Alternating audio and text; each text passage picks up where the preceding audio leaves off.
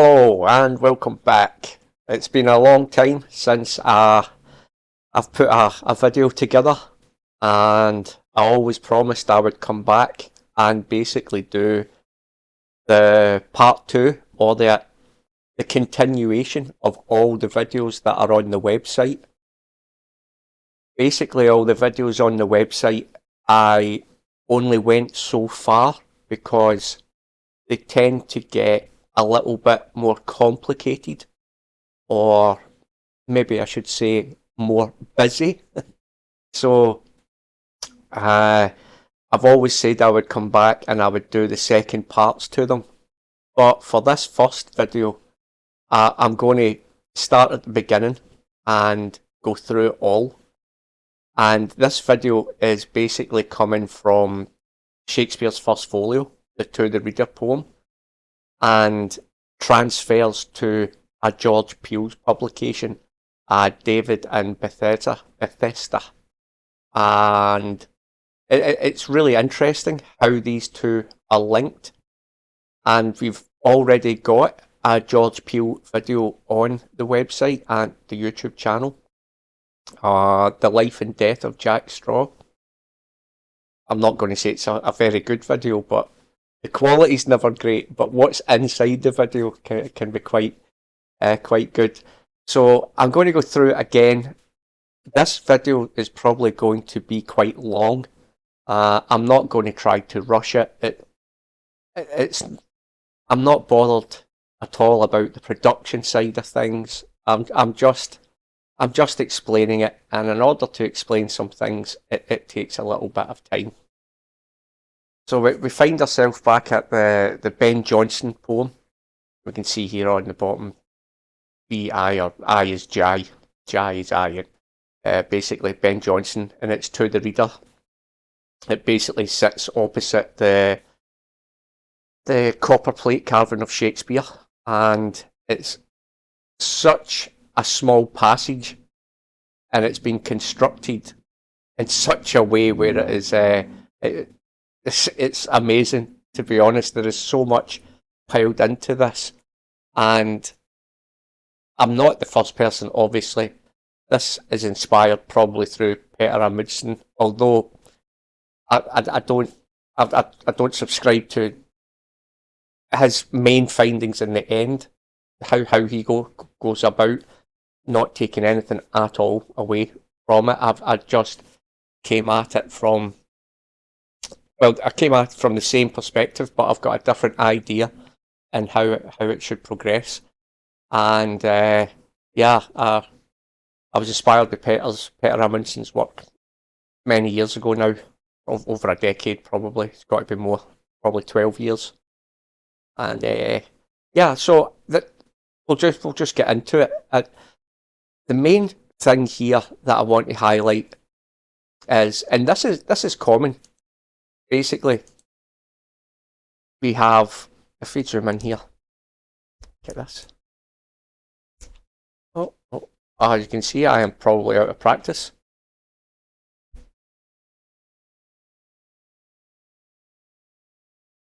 We have VV as a W and VV as a W.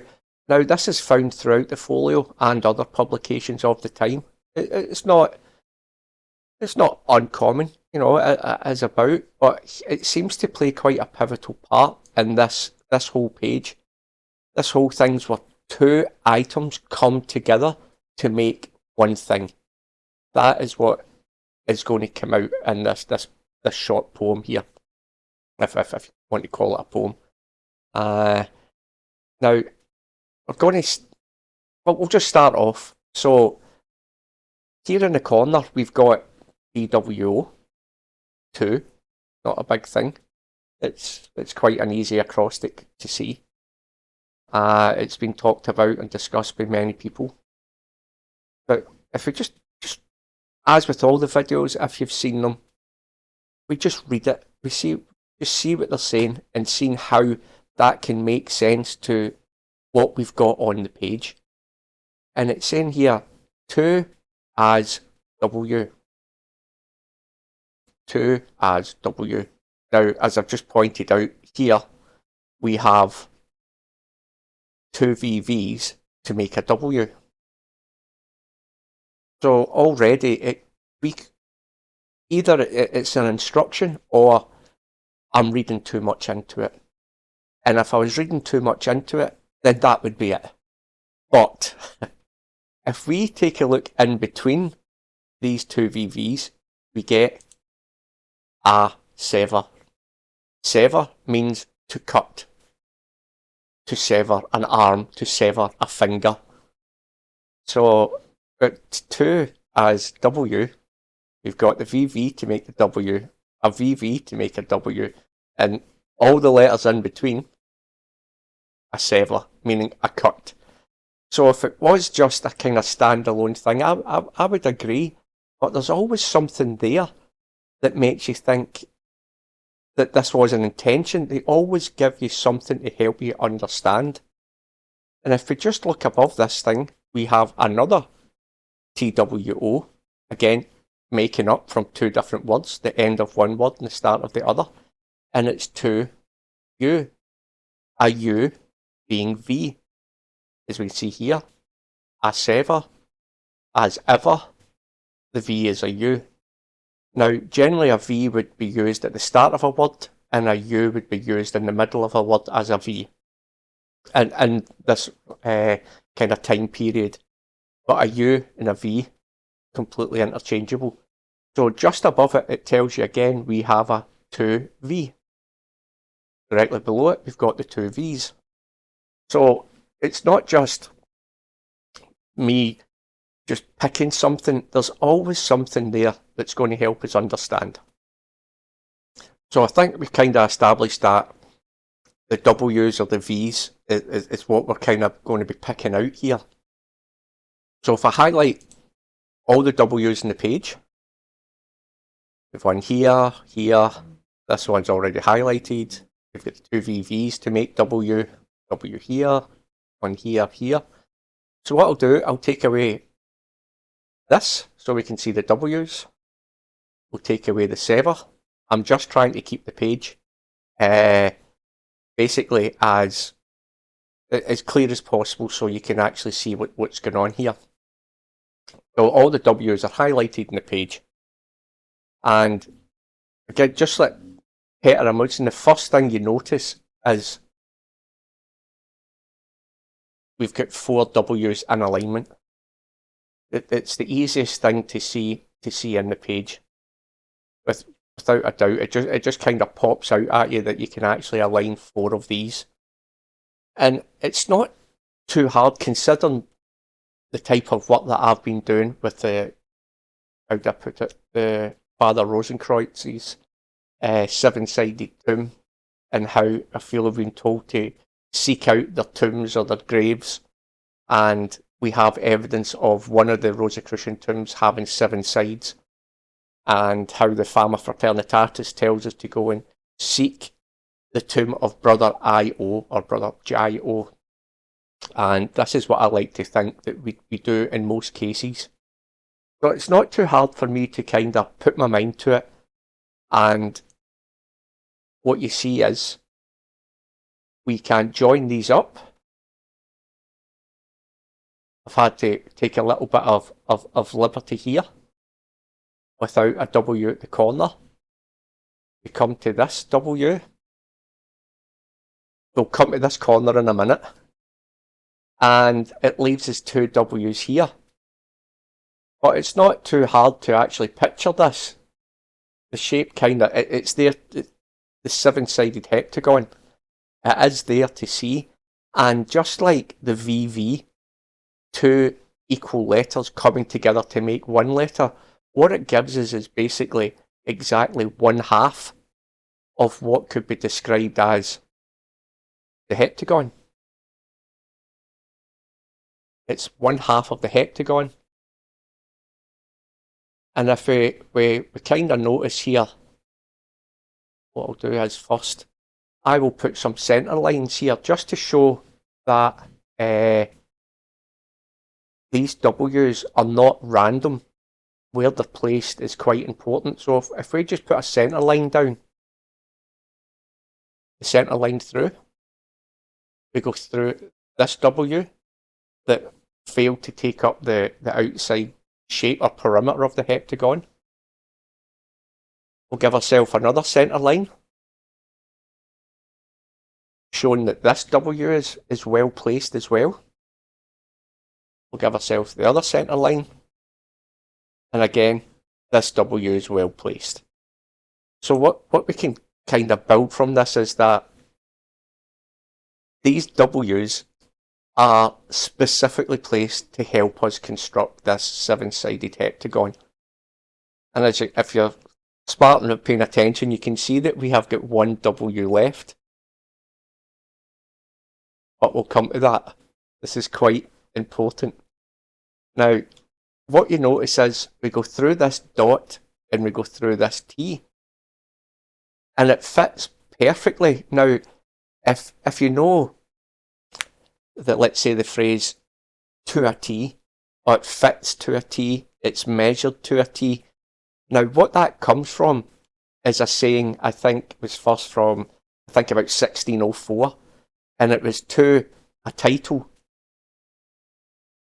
It's as close, like, to a title meaning the smallest point, basically, and a title is like the dot of an I as the name title, and this is where they believe that this to a title was then later shortened to a T. So what we kind of get here is this whole thing where it fits perfectly, it fits to a T, to a title, and of course it fits the whole title of the play. The dot being the title, Tittle, and then it was shortened in later years to a T instead of to a title, and we go through the T, and it just happens to be the title of the place, and it crosses over the two. And I think, from memory, the first time to a title was actually used was in a Jacobean play in 1603. Something, what was it, The Hatred of a Woman, or To Hate a Woman, or something like that, the play was called. And we just happened to fit this heptagon on this page to a title, or it fits like a T. How cool is that, to be honest? And it was first used in a play, and here we have in a book of plays, the people in the same circle. I think this it's quite telling. So we've got this beautiful heptagon, got the dot and the T, and if you have a little look, what it highlights in the centre is what it's all about. Grave. So here is the seven-sided tomb of Brother I or Jai O, or the fabled seven-sided tomb of Father Christian Rosenkreutz, because obviously, you know it, we're on this Rosicrucian kind of theme, and we've got grave. So that's quite, I think it's quite interesting. And so there's always something there, and if we look underneath it, we have this phrase, to outdo the life, because this word is graver, as in the engraver, the engraver of the copper plate, which is on the adjacent page. But underneath it, to outdo the life, and if something was to outdo life, it would be death, and in death, you have a grave. So I like to think that this, to the reader, poem starts to make a little bit more sense with the work that we do. So I'll just get rid of that. I just don't like to clog up the whole page because it's going to get quite busy. Now there is something else here that's going to allow us to understand what we've drawn here. If we look at this side here, face, and we will discuss this gap later. I don't know if you can see how after each punctuation we've got a space. This is normal from punctuation, space. Now, but what we have here, no space. But here, it gives a space before and a space after the punctuation. But what this, if we take face and then the first letter of the next word, facet, and the T touches this side of the heptagon.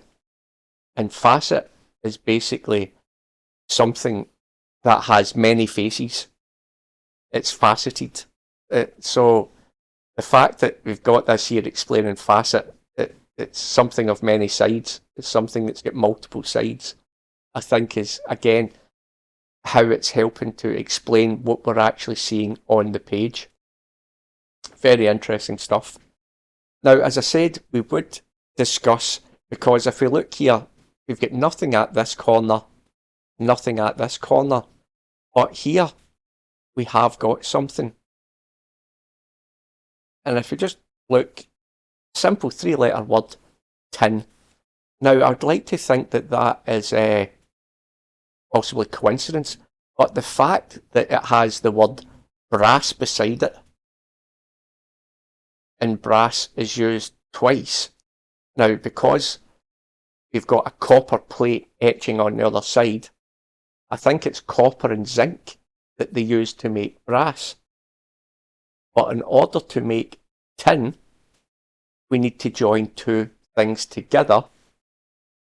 Well, copper and tin, which is two things coming together, just like the VV, two things coming together, which this whole page seems to be themed around.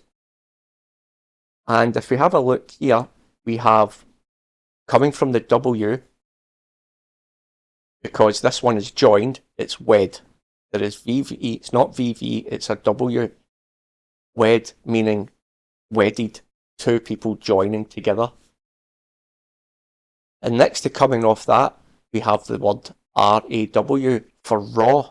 Now, tin being the raw part of something that's wedded together, and if we were to use copper, like they've done with the brass, we would need bronze. Now, tin and copper is an alloy, two things coming together, and that would make bronze. Now, what I'll do is, I'll just highlight a couple of letters here. Line 1, B, R, O, O, N, G, it's going through G to S. Now, if I put the last line and join them all up together, what we get is a 3, 4, 5 triangle. A 3, 4, 5 triangle, meaning 90 degrees, 37 degrees, and 53 degrees. What we'd like to call is this Pythagoras triangle, which seems to be quite popular when we do this type of work. Now, this is B-R-O-N-S. Bronze. Bronze. Phonetically, for me, I'm happy with bronze. I'm quite happy with what this has meant. It travels through the brass and it picks up this last W. To me, meaning that we are taking the raw material, we're wedding it together, and it's the W that's not used, and it just happens to go through that line. Now, to try to explain this, it says, sorry, the graver had a strife with N, or with nature. And I think that's why we go through the G, so we can talk about the graver. Because if you look, the N is slightly lower than the rest of the letters, and if you were to engrave something by etching it out, the nature of engraving, it would be lower than the adjacent two sides.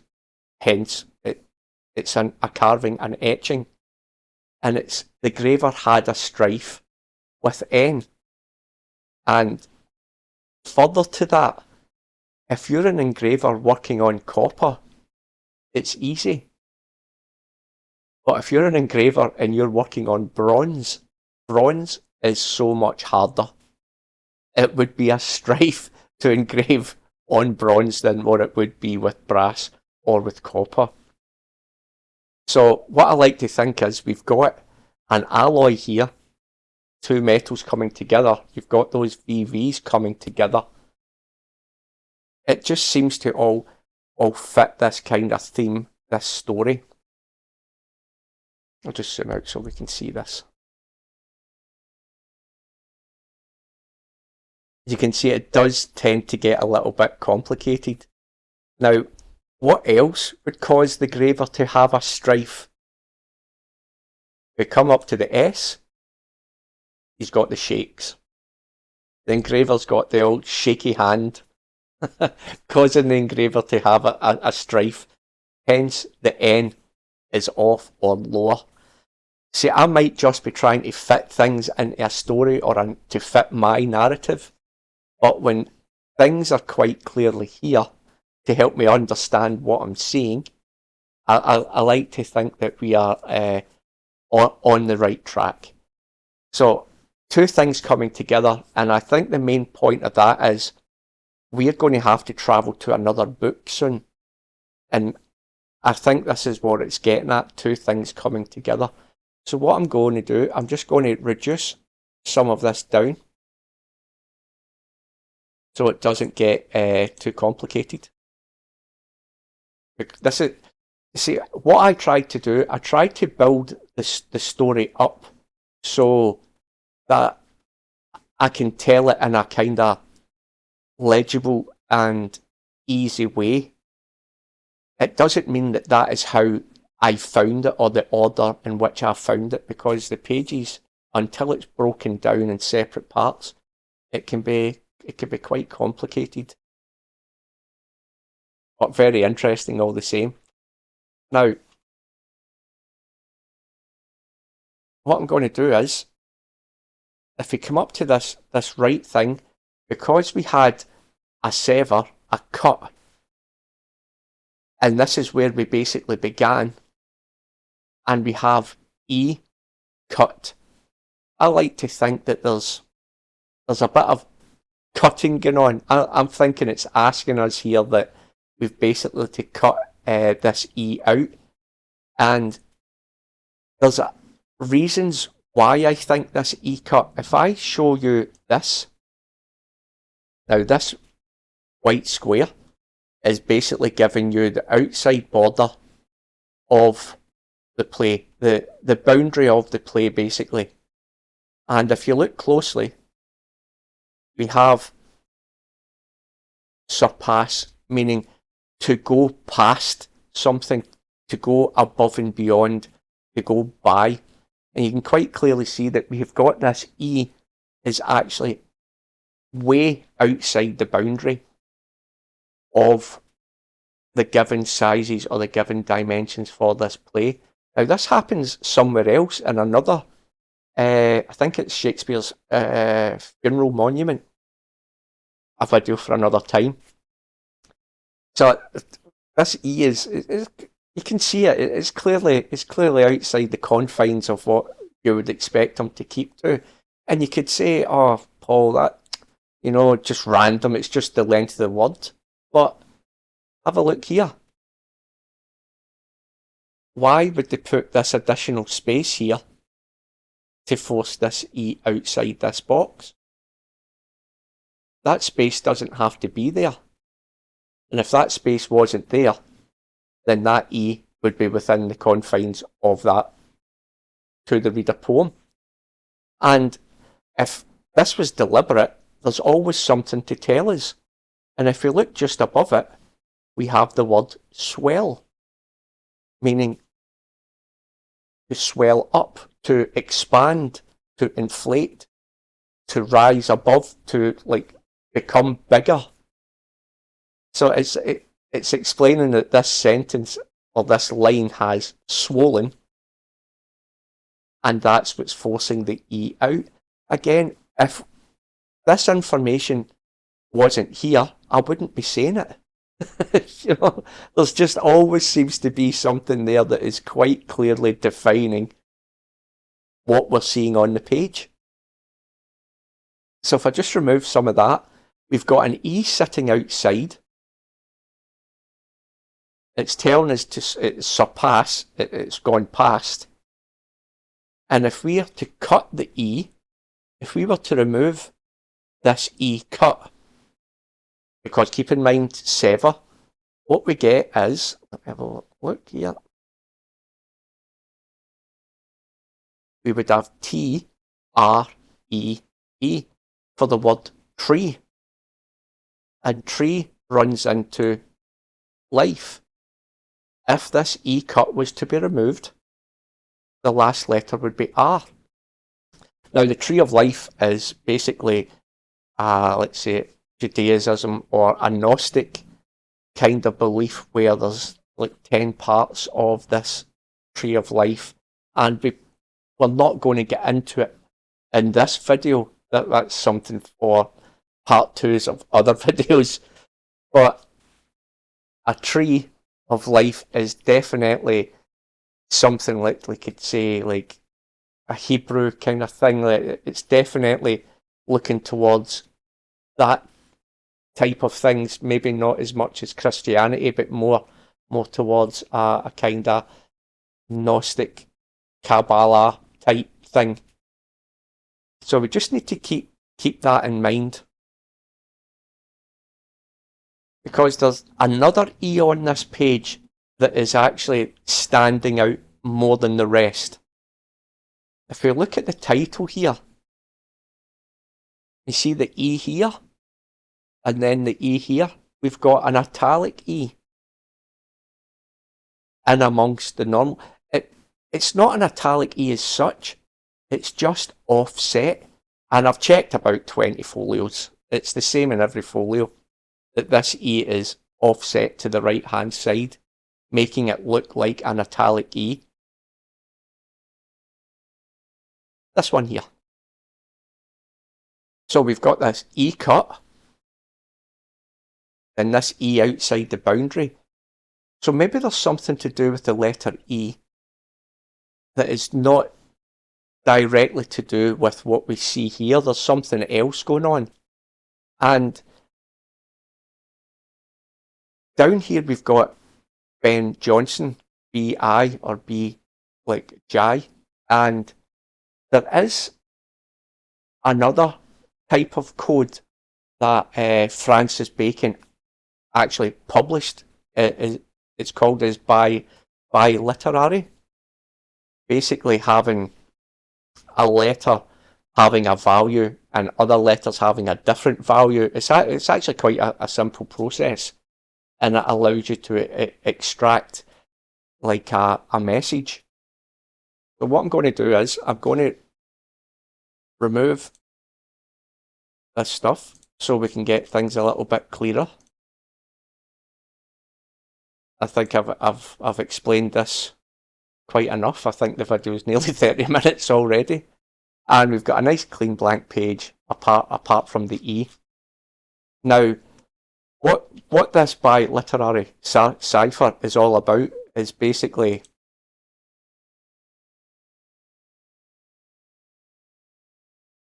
what I've done here is 1, 2, 3, 4, 5, 6, 7. This E is the 7th letter.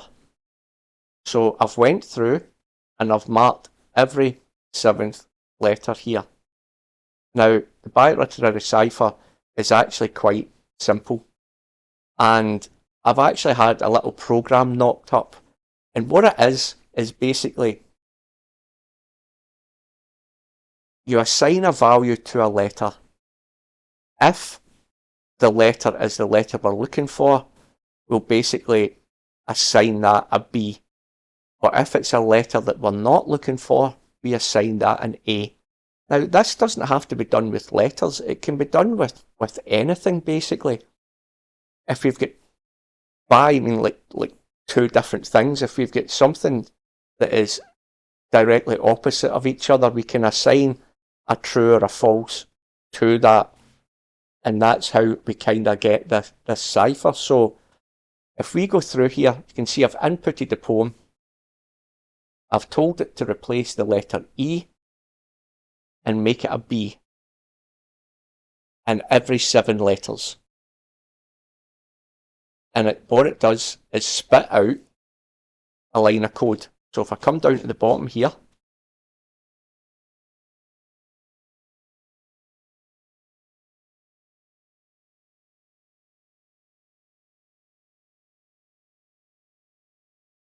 and here we kind of have an example. I'll just zoom in for you here. each group of 5 is assigned a letter. So if we were to go through this and the first 5 letters come out as A, it would have a value of A. If the first 4 was A, with the 5th being a B, it would be assigned B. And it gets quite convoluted. It's like for a Z, it would need to have a B, A, B, B, B to get Z. So when we go through here, you can see we have G, T, R, P. G, T, R, P. And then an S. The S would be the next letter. So if we look here, is that an E? No. That an E? No. An E? No. E? No. No. So for the first group of 5, it's all A's, so we assign the letter A. If we keep doing that for the group of letters that we get, these are the coded letters that come back to us. And what we get is, in this order, alchemy, which doesn't really mean anything, but it's a simple anagram of Kabbalah. Now, Kabbalah basically being it's coming back to this tree of life, this kind of Gnostic way of thinking, and the tree of life now might seem to make a little bit more sense, because applying the biliterary cipher, it comes out a simple anagram of Kabbalah. Now, obviously, it would be nice if it was to just come out straight Kabbalah, but think about what this short passage has had to achieve. The fact that we can get even something like this is quite, it's amazing in my books, to be honest. Now, I'm going to get rid of those letters, because we've kind of went as far as we can with Bacon's biliterary cipher. Now, this was published, so this cipher is no secret. It's not like some secret code. You're not going to put the answers to the universe hid in a biliterary cipher that anybody can pick up a book printed in the times that the code is written. You know, I think that's possibly why it comes out as a simple anagram. Just, it's easily deniable. And that's the way I like to think about it. But if I come back here and I keep tree up here, because E is cut, we get pair. Now, that would make sense, wouldn't it? We have a TREE, a pair, tree. And cut, we could cut a pair, but there's also something else here. PEEL, peel. Now, we can peel a pear, we can cut a pear, but there's another author, George Peele, and the reason why this is in my mind is quite an easy step is because I've already found some beautiful Rosicrucian Rosy Cross 3-4-5 triangle in his work. It's the life and death of Jack Straw, and it has a nice beautiful green man in the book.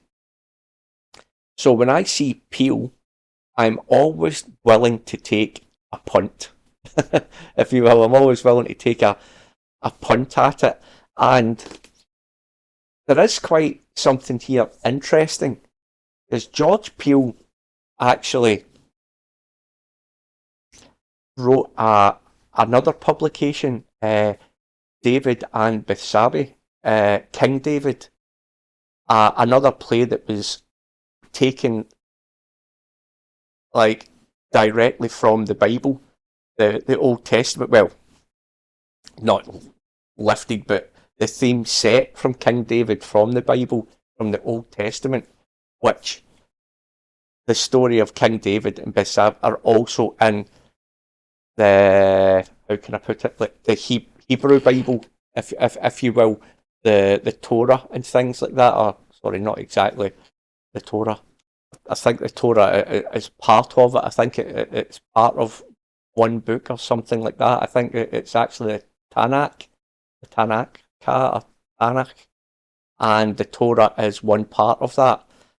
So what we kind of seem to get is this tree of life, Kabbalah, and a possible link to the book about King David and prayer. And there's something interesting in that book. I'll just bring this up here so we can get a look. And here we have it here. It says, a reference to 1 Chronicles 14:15, in which God responds to David's request for advice about whether he should attack the nearby Philistines. You know, this is the old cut, the saver, attack. And it's, when thou hearest the noise of one going in the tops of the mulberry trees. And this quote is actually taken from the Geneva Bible, while all the contemporary Bibles that were in use at the time, or there's an example here, the Bishop's Bible, all the contemporary Bibles at the time didn't use the word mulberry tree, they used the word pear tree, which is quite strange. It's not so much an error, but it was something that was discussed in their time, that why would they go with this Geneva Bible, which is basically the Old Testament, which is then tying back into this, how can I put it, the Hebrew part of it. So we've got this tree of life, the Kabbalah, and the use of the word mulberry tree. So what we're going to do, we're going to go and hop over to that book and take a little look. So here we are. I've got the page here. It's David and Bethsabe. Again, the title at the top. Sadly, there's no page numbers. If we come down to the bottom here we can see, shall march upon the tops of mulberry trees. When in Bibles, or at the time especially, that would be circulating around England, would class it as a pear tree. So this was something that had people talking at its time. It was a choice that basically George Peele had obviously made to connect it, because the story is more connected with the Hebrew side of the Old Testament. He's decided to go with that word, but it was enough to have people talking, and it was enough for me to kind of make the connection that why is it so? And we're going to take a really close look at this page, because there's a fascinating little story here to be told. Now, like most pages, I went through it and I basically tried to build it into an easy way to tell a story. There's multiple ways in which you can approach how to go about the page, and perhaps at points when we start to get into it, you'll get to see that we could have approached it from a different avenue or a different starting point and still had got to the end result. But I've kind of fashioned it in a way where it helps go step by step to help explain the story. So as soon as we get to mulberry tree, the first thing I see is straight across from the acrostic STAB, stab. Now, considering we've just came from to a sever and then to cut, it just seems to fit with that theme straight away. Again, it could be coincidence, but I'm not. I don't lean towards such things. You know, the fact that he's made the decision to use mulberry tree, and then we have like an acrostic of stab. Sometimes things kind of. So as I said before, there's different ways in which we could approach this page. We could approach it directly from here and connect from this route. But I'm going to go to the top of the page. And we're going to work our way down the page. And I think this is how it was supposed to be done. And you'll see why. Right, so right at the top of the page, I see T-O-R-A, Torah, which, considering where we've just came from, it's one of the one of 5 books that make up the holy book. I'm not an expert in this type of thing. So again, it could be coincidence, but we'll see where we go from here. And there's little things that you see, like these 3 H's in a row, that have got your mind straight away triggered onto that something's coming down the page. It might be coincidence, but something's coming down. And then we get hang on, as if H is coming down. Okay. And then underneath hang on, we see something strange here. We see as mourning garments for their master's death, but the U is turned to N. This is an error,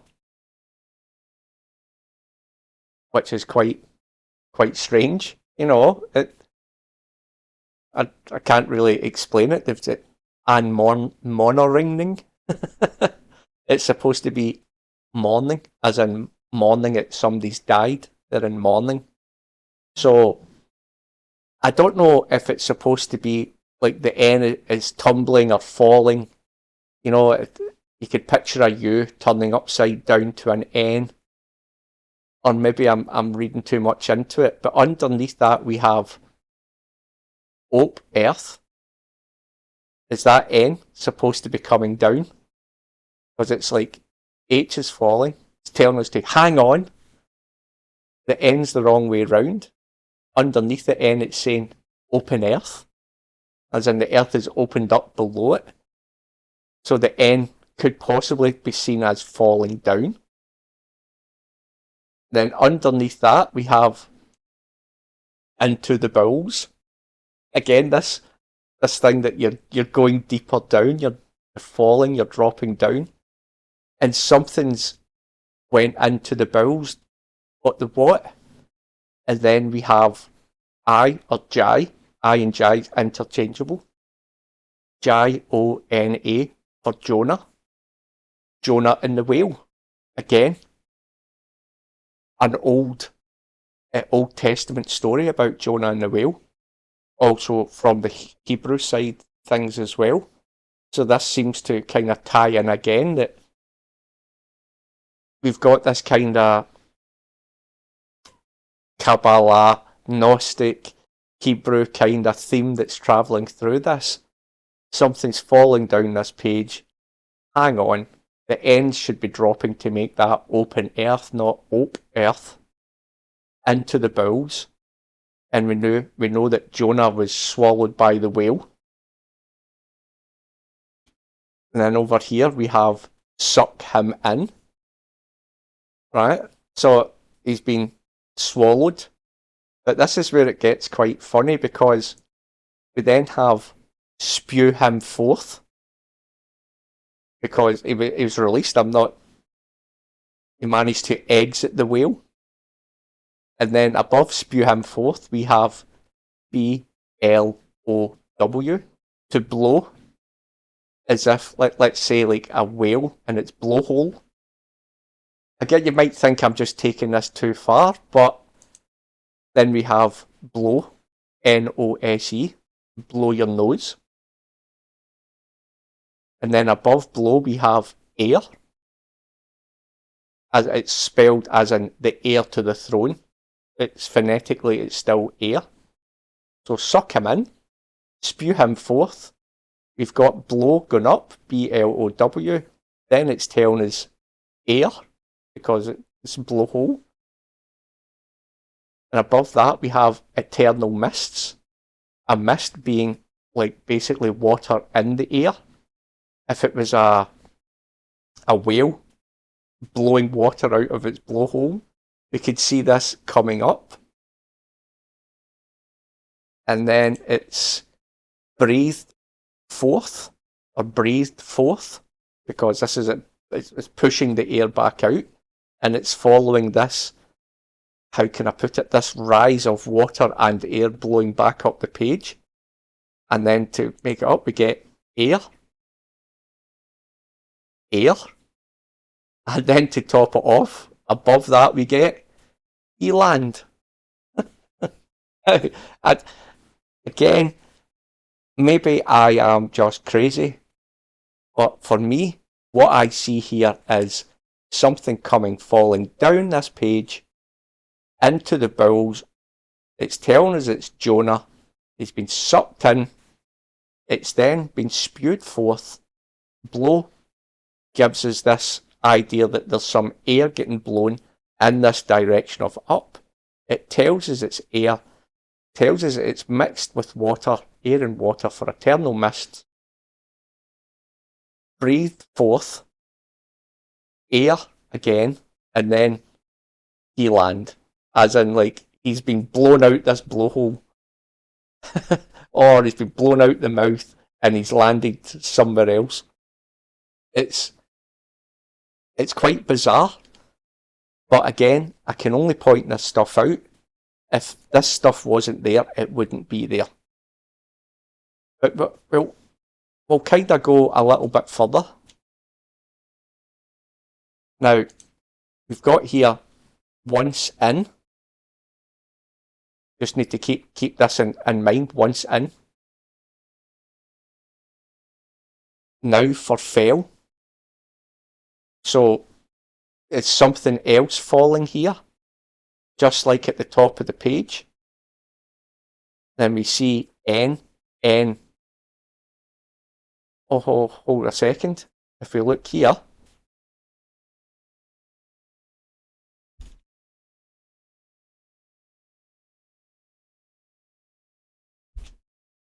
this is clearly a U. That's supposed to be an N, just like the top of the page here. That would be N. Once in. Once. But it's not once, it's us. That it keeps giving this impression that a letter is falling down, tumbling down, and when we get to the bottom of it, it's and stop. So another error in the letter there. This falling down and hitting a stop. So something's happening here, that there's a fall and a stop. And if we look here, we have hung. Is something being hanged? And underneath hang, we have body, which could hung body. Hell, obviously the gentleman is, if he's been hung, he's obviously going to hell. And underneath that we have arrest, meaning to stop. Execute. And these two words together is tether. Not tether, sadly, but tether, meaning something to be tethered or tied together. But again, I do appreciate that it's tether and not tether. So now fell. N. Wrong again, just like above. And stop. So we've got something that's falling and stopping. And here, hung body onto hell, execute, and an arrest to stop. And I don't think I highlighted it, sorry, it's and stop his breast, the possible breath. So sometimes it's a little bit difficult. So what we seem to get here is just driving us down the page. It's not some great code or something like that. It's just giving us enough to understand that we are moving down the page. What are we moving down the page to? We don't know yet. But I think, for me, there's something going on here. Now, if we have a look here, it says, and stop at a knot, N-A-W-T, and stop at a knot. Now, I know when somebody's hung, it's a noose, but the noose is basically a hangman's knot. But there's something else here.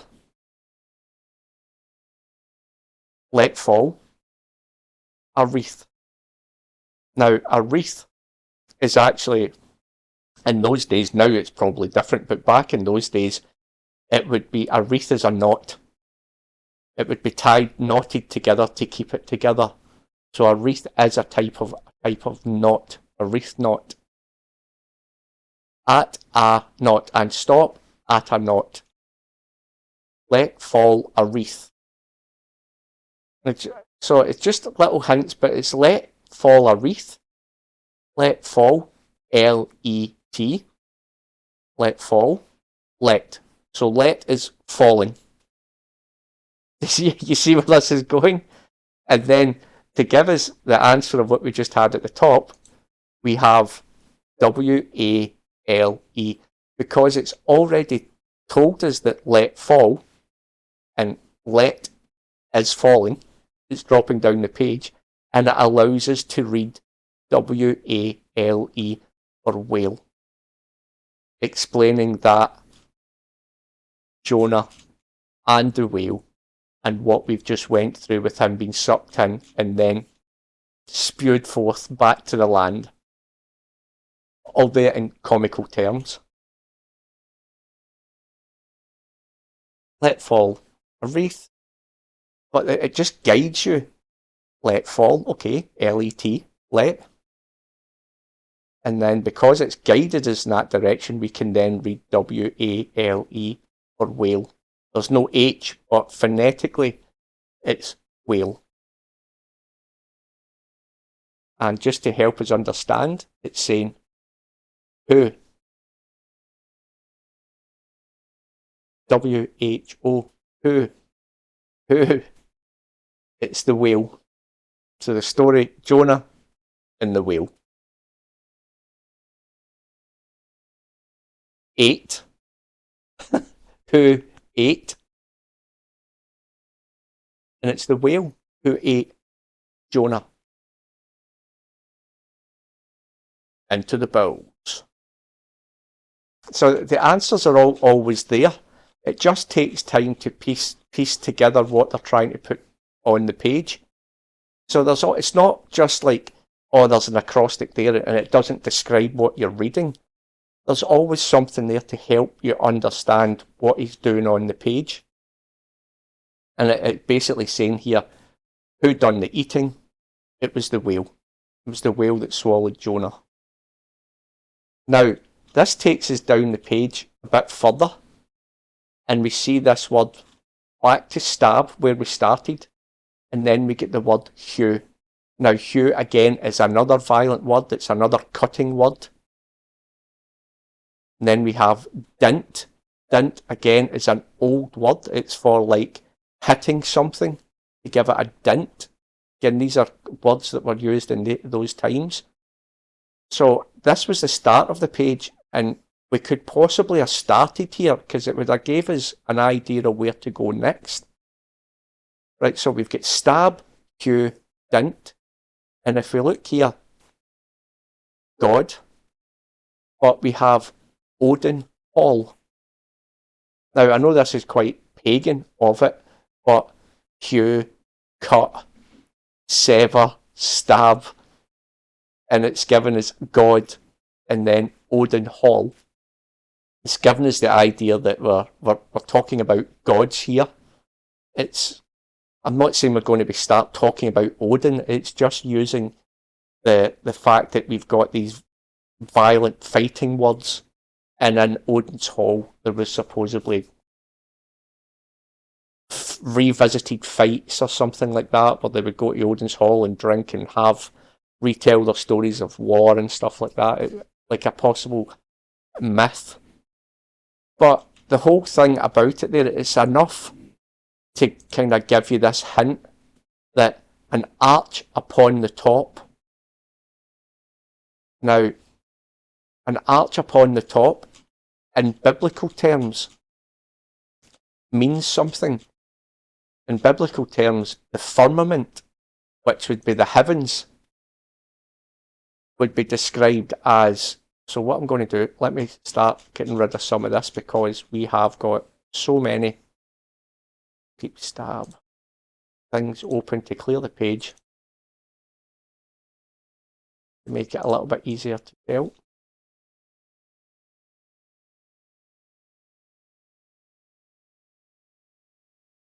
Quite a lot, hasn't there? Wow.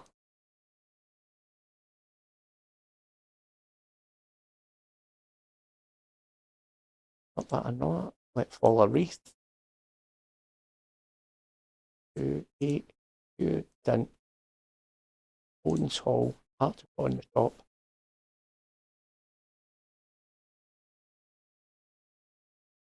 So, down here, an arch upon the tops is a little hint to what, as they probably described in the Bible and religious talk, the firmament, which is like an arch in the heavens above. Now, here we have sword and blade above this. So this is what I was talking about. If you were to come to here and see stab, and you've just used these other words, sever and cut, you could quite possibly have jumped straight to here and continued on from there. So keep this in mind. We've got crown here. Crown coming down the page with tool. Golden, or obviously golden crown. Gate, golden gate, G-A-E-E.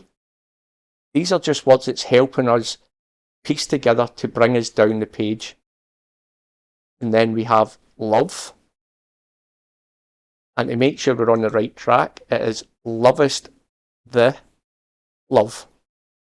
Enough to hint that we're on the right track. And we get to the bottom, we have upon my head.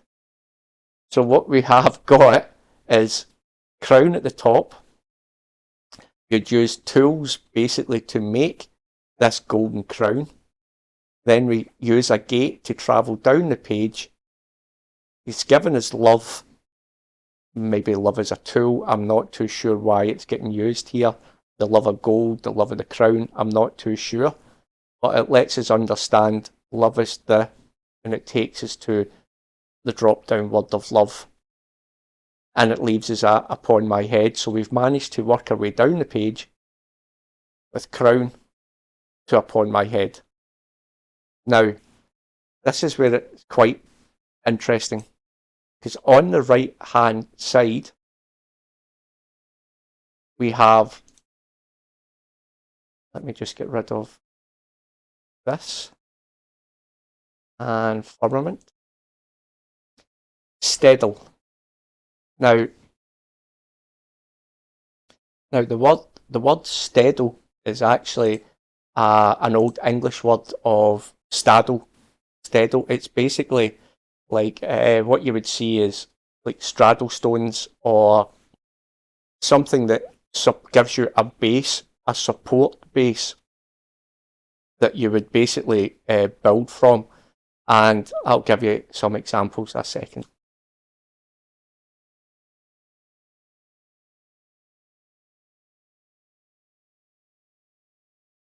Right, what we've got here is a nice example for you here. Staddle stones. Here's for beehives. It basically, you can see them here in the corners. Little tops, it lifts about a foot or 2 foot off the ground, giving something a solid base. Staddle, but in Old English, steddle, staddle, it's the same things. But when we go look, obviously modern times, they're now staddle stones. and it provides a solid base to build on. And you could be putting any kind of thing that has to stay dry or away from rats or mice, something to keep something safe. And they basically have like a lip at the top, obviously, to stop these critters crawling up. You can see they're kind of like mushroomed at the top, but they basically take something, raise them up off the ground. And here's an example with beehives. So we've got these kind of stado or stedo, which is quite interesting because what we got here, we've got upon the firm. It's something that gives you this solid kind of firm base to build on. And it even goes one further. It gives us BEE for bee, like beehives. And that was an example that I just showed you, that these beehives would be built on top of a stado, and it would keep them basically safe from any vermin or off the watery ground. And these are still used today. And I don't know if you know these things, but if we take a little look at something, because we're just about to come to the answer of what all of this is kind of been about. If I can just find something here. There we go, let's bring this over. Now, here is an interesting kind of thing by Robert Flood. And Robert Flood came later, but it's that Rosa Melapibus, and you can see here an example of a stedo or stado where the beehives is up off the floor. And this is basically like the bees to the honey. If you know, this is what this is kind of saying, that Rosa Melapibus. It's kind of a bit of a Rosicrucian kind of tag, if you will. The beehives to the honey, and here we have it here in a beautiful kind of Rosy Cross kind of emblem here. And because what comes next is the bee. Now when I seen bee, I'll just give you a little hint here, is one of, right? Because where we're coming down to, we have honey. Now we have, I'll just put this line here, sola, which is the Latin for single, or the last, basically, the last one, or the only one. And at the top, it gave us one of. Sola, meaning the last, and it helps us understand it's last. And this is basically what the page builds up to, or what I feel it builds up to. It's building up the bees to the honey, a Rosicrucian kind of symbol. This is the last step. This is a single last step, and it gives us the word OWL, or owl, another kind of symbol to let you know, because the owl, as we know, is like a wisdom. It's something that symbolises this smart, wise owl, and the owl ties us right back to the very start of Mulberry Tree. So what I like to think here is that all of this, it's took us up, it's took us down the page, it's basically led us to one corner, and it's saying this is basically the last step. It's the bees to the honey, and Sol Mel Apibus. Dat Rosa Mel Lapibus. Very interesting. Again, there might be something here I've missed. I will continue to work on it. But when I see this kind of Latin phrase for the last, I like to think this is like the last step of it, and it leads us back to Mulberry Tree, which was the start of the page.